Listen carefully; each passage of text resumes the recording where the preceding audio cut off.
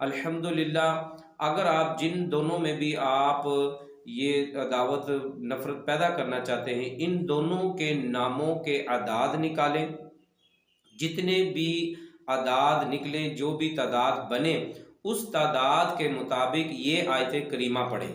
ये आयत करीमा आखिर में आपको स्क्रीन के ऊपर मैं पढ़ कर सुनाता हूँ। ये आयत करीमा आपने पढ़नी है। आयत करीमा पढ़ने के बाद आपने इस किसी भी चीज़ के ऊपर इसको दम करना है और दम कर कर किसी दोनों एक में से भी किसी एक को आप खिला दें बआसानी। जिसको खिलाना आसान हो यानी उसको खिला दें।